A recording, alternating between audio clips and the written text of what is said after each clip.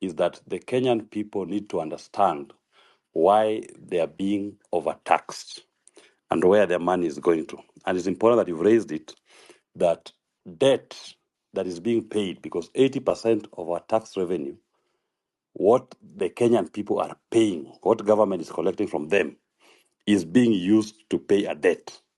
It is imperative for us to achieve accountability if that money, they know what debt they are paying for.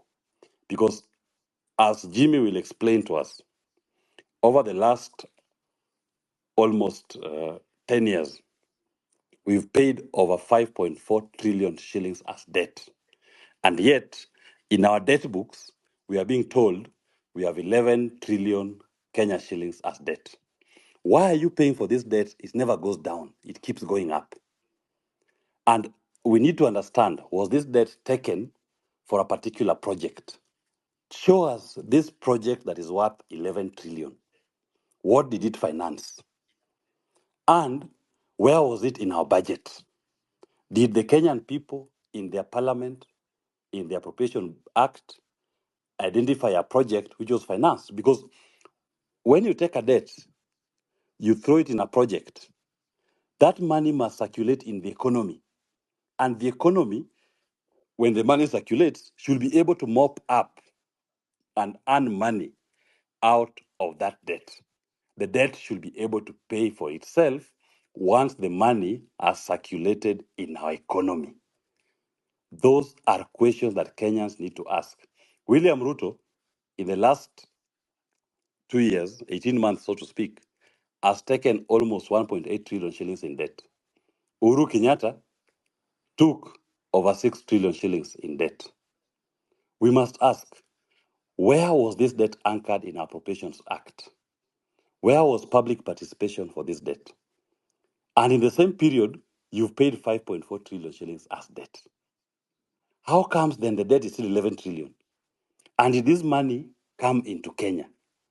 Was it used for the benefit of the people of Kenya? What was our budget deficit, so to speak? That you can say this was the balance, this was the deficit that we had to go into the market to raise. Because if your deficit in 10 years was only 1.3 trillion, then explain to us, why did you take a debt of up to almost 8 trillion? What were you borrowing for? You took loans of up to 6 trillion shillings when the budget deficit was only 1.3 trillion. And did this money land into Kenya? Because when we explain this concept, you'll notice that some of the money was taken and the money didn't even land in our consolidated fund. The money went into other private accounts, other people's accounts, accounts that are not in the CFS. The controller of budget cannot explain.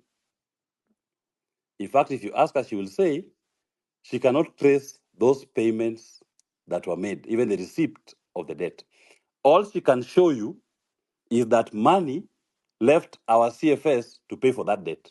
But she cannot show you money coming from the lender into our CFS account. The issue of domestic debt, our banks locally here issue treasury bills, every government issues, and they go and take it up. Your own money, your deposits, because banks don't have their own money. It is your deposits they rely on. These banks have been buying bonds and bills every day. That bond and bill that they're floating and they're taking at exorbitant interest rates of almost 17%. Which project is it funding? Because according to our laws, project debt should only go into a project fund.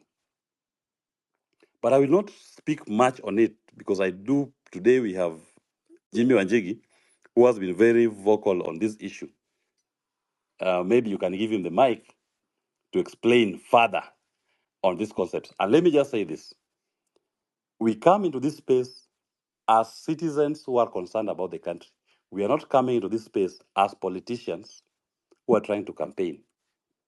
And we are open to be asked any questions, to be interrogated. The information we share can be used by anybody, even in UDA, any Kenyan. Because what the Kenyan people are seeking is what will work for all Kenyans. Make Kenya work for all Kenyans. If the information comes from UDA, it will help. If the information comes from an ordinary citizen, it will help. The ultimate goal is to make sure that Kenya works for all Kenyans. Last time I'd said, let us not allow politicians to occupy and own this space. This is a citizen space that is meant to hold everybody accountable and to allow Kenyan people to understand and know the details of how their government is working and how their money is being utilized. If Jimmy can be allowed to speak, I think Amerix can allow him, or he can speak from my, because I'm with him. He can speak from my. Yeah, you The, can the, speak request, the from your request is end there. because I'm trying to Okay, let look me give him the for mic. He these can other speak from my people, end. but I can't see them. Okay, let me give him the. He is in, but the request has not been Mercy, admitted. Mercy, I'm looking for Mercy.